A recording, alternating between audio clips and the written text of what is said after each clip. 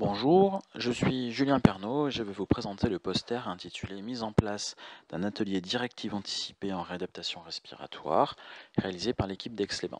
Merci au comité scientifique d'avoir accepté ce poster et merci de nous avoir permis de le présenter malgré notre absence au congrès. Ce poster permet de vous faire un retour d'expérience sur la mise en place d'un atelier informatif sur les directives anticipées en stage de réadaptation respiratoire. L'atelier a été pensé pour permettre un espace de dialogue sur ce thème auprès de patients participant à un stage.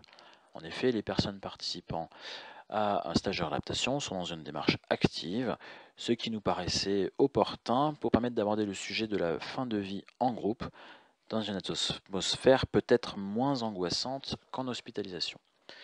Nous avons pu réaliser 8 sessions depuis juin 2019. Elles étaient animées par un binôme composé d'une psychologue et d'un médecin, qui pouvait être un médecin de soins palliatifs et ou un pneumologue du centre.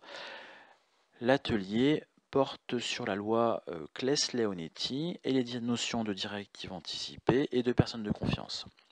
Il débutait par un tour de table afin que chaque participant puisse dire ce qu'il connaît du sujet, et chacun pouvait réagir et poser des questions.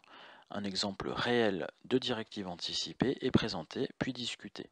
Enfin, une fiche d'information sur les directives anticipées, réalisée par des équipes de notre hôpital, est remise à chaque participant en fin de séance. Un auto-questionnaire a été envoyé 3 mois après la tenue de l'atelier, afin de savoir si les participants avaient discuté de ces sujets avec leurs proches et écrit et ou diffusé leurs directives anticipées, et afin de savoir également s'ils avaient désigné une personne de confiance. Il y a eu au final peu de répondants, 8 personnes sur 49 participants.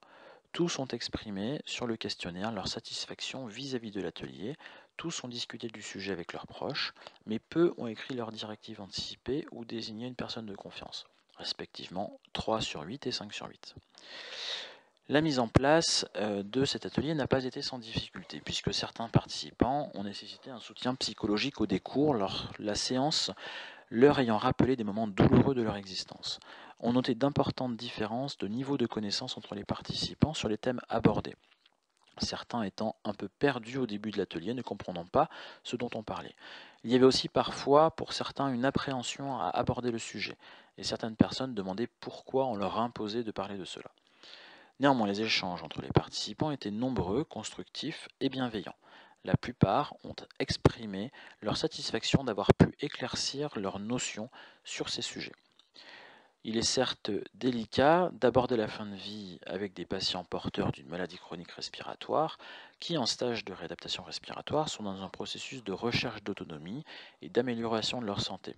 Cet atelier peut paraître antinomique avec le stage. Ces appréhensions et incompréhensions ont pu être levées en demandant aux patients de se renseigner sur le sujet en amont de l'atelier, en présentant le thème comme une chance pour eux de se saisir de ce moment particulier qu'est la fin de vie, de ne pas laisser le déroulé de ce moment qui leur appartient, comme le reste de leur vie, à d'autres personnes, en l'occurrence principalement les soignants, mais également leur entourage. Afin de permettre une prise en charge psychologique si cela était nécessaire pour certains, nous réalisons maintenant cet atelier plus précocement au cours du stage.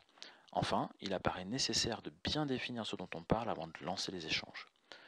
En courte conclusion, on peut dire que cet atelier est possible lors d'un stage de réadaptation respiratoire, et même bénéfique, et à notre avis, il faut en promouvoir la pratique. Je vous remercie de votre attention.